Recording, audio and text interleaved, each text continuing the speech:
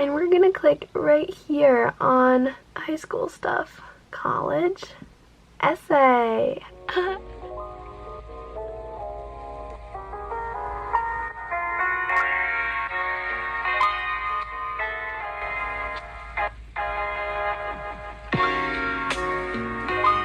Hey everyone, I posted a college reaction video where it shows all the colleges that I got into. Most of them I used the Common app as a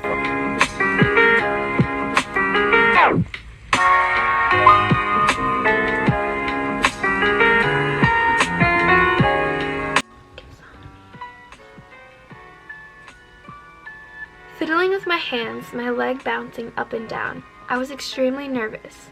I planned to pursue acting to challenge my timid nature. Now, in the summer before high school, Mr. John Doe was going to help me get a role. My mother followed as I walked to the room, and we instantly encountered the conference table that stretched for miles. I on one end, and John on the other. The distance induced further panic. After that meeting, I was full of hope.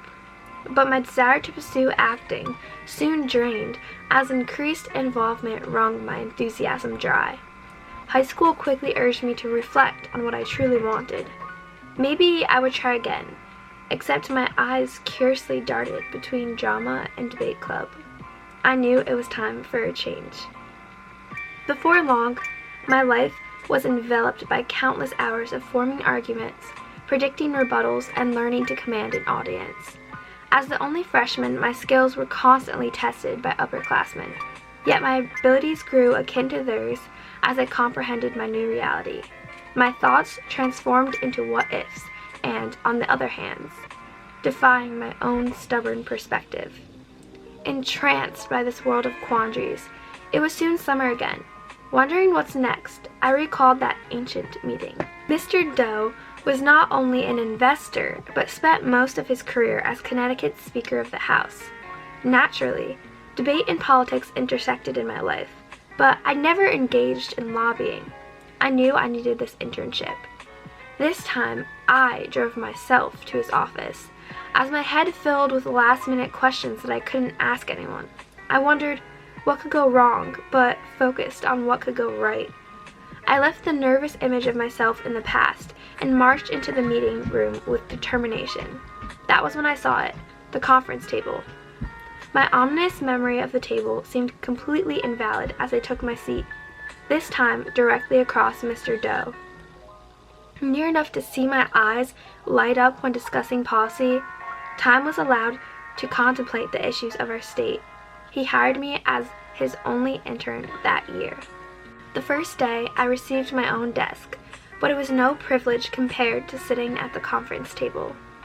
A meeting came up, and it would have been easy for me to feel small amongst accomplished adults, though my seat at the conference table was the prime spot for engaging in discussion.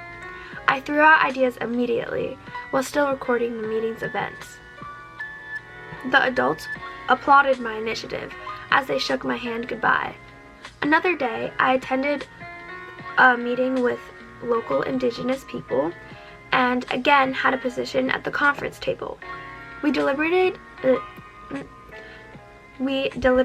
on how to lobby for their federal recognition. My research would not go to waste.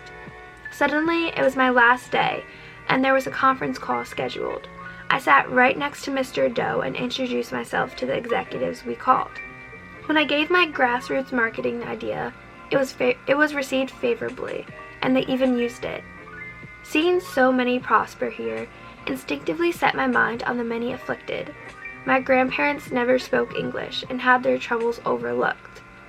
My parents struggled through poverty and felt they had no political voice. I am no stranger to stories of arduous circumstances, but this might not be the case for others. Learning new languages to speak those unspoken words to all gives me further purpose. More must listen to the unheard, and I want to be the source through which that happens. Easily, I forgave myself for not acting. It didn't ignite this fire. Instead, the rhythmic words of debate flow around me while I express my ideas.